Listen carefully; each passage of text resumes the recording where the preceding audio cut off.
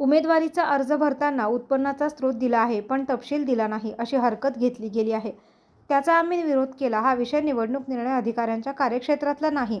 अर्जाची छाननी होताना त्याच्या नियमावलीत काय आहे हे समजून घेतलं पाहिजे. पण विरोधी पक्षाकडून तसं झालेलं दिसत नाहीये, असं धैर्यशील मोहिते पाटील यांचे वकील ॲडव्होकेट अभिषेक कुलकर्णी यांनी म्हटलेलं आहे. आमच्या बाजूने उत्पन्नाचा तपशील उचित पद्धतीने व्यक्त झालेला आहे. कुणी कुणाच्या अर्जावर हरकती घ्यायच्या नाही. लोकांना ठरवू द्या, असं ठरलं होतं. यातून कोण उघडं पडलंय याचा ज्याने-त्याने विचार करावा, असं धैर्यशील मोहिते पाटीलही म्हणाले होते. पहा काय म्हणाले त्यांचे वकील. मी ॲडव्होकेट अभिजित कुलकर्णी. आक्षेप असा घेण्यात आलेला होता की जो फॉर्म आहे त्यातलं जे ॲफिडेविट आहे त्यामध्ये उत्पन्नाची साधनं जाहीर केलेली आहेत, पण त्याचे पर्टिक्युलर्स दिलेले नाहीत. त्याचा तपशील देण्यात आलेला नाही, हा हरकत होती. त्याचा विरोध आम्ही केला आणि विरोध केल्यानंतर निष्कर्षापर्यंत निवडणूक निर्णय अधिकारी असे आले की हा जो विषय आहे तो निवडणूक निर्णय अधिकारी यांच्या कार्यकक्षेतलाच नाही. आम्ही वेळोवेळी त्यांना हे पटवून दिलं. काही सुप्रीम कोर्टाचे, काही हायकोर्टाचे जजमेंट्सचा संदर्भ देऊन की या अर्जामध्ये कुठल्याही प्रकारचं तथ्य नाही आणि स्क्रुटिनी करताना, अर्जाची छाननी करताना कशा पद्धतीने आणि काय दृष्टिकोनाने अर्जाची छाननी केली पाहिजे, त्याची नियमावली काय. आता एखाद्याला काही तथ्यहीन हरकत घेऊन त्रासच द्यायचा असेल, त्यातून काही वेगळा उद्देश असेल, आता ह्या सगळ्या शंका घ्यायला जागा आहेत. कारण सकाळी जे अंडरस्टँडिंग होतं ते खूप क्लिअर होतं. आमची अपेक्षा अशी होती की 1 तासाभरामध्ये छाननीची प्रक्रिया पूर्ण होईल, पण घडल्या काही गोष्टी.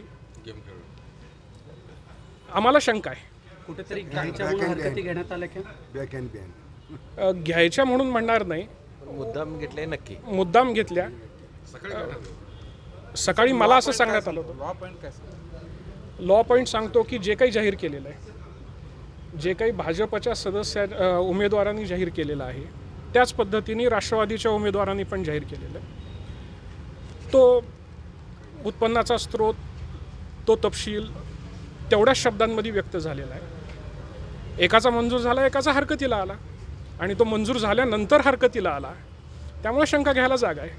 पूर्ण प्रक्रिया किती वेळात झाली? एक मिनिट, सकाळी काय ठरलं होतं? सकाळी काय ठरलं होतं, मी पहिल्यांदा जेव्हा आतमध्ये स्क्रुटिनीसाठी, छाननीसाठी गेलो, निवडणूक निर्णय अधिकाऱ्यांनी असं स्पष्ट सांगितलं होतं की ज्या पद्धतीने फॉर्म दाखल झालेले आहेत त्या सिक्वेन्समध्येच छाननीची प्रक्रिया पुढे जाईल.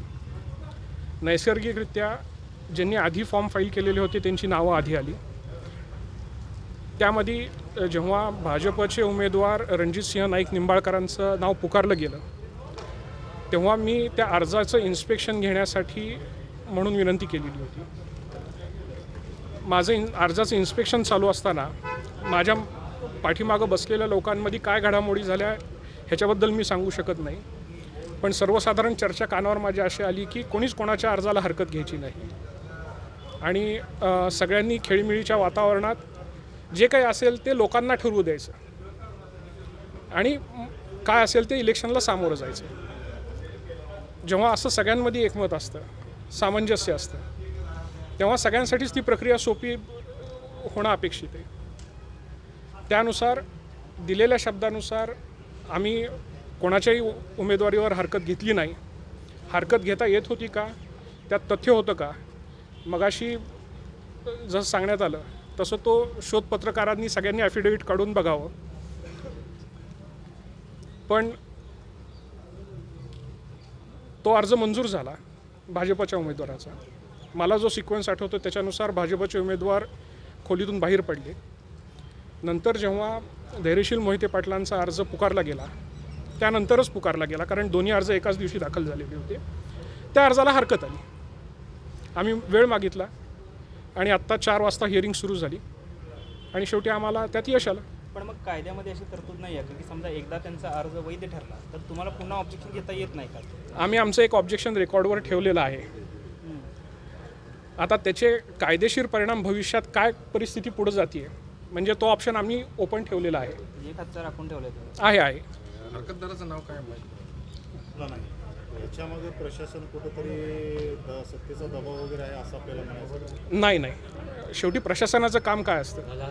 हरकत येईल त्या हरकतीचा विचार करणं. जर उमेदवार आपापसात ठरवून जर असं एक सामंजस्याची भूमिका घेत असतील की जे काही ठरायचं आहे ते जनतेतनं ठरावं, जनतेनं ठरवू द्यावं की त्यांचा प्रतिनिधी कोण असावा.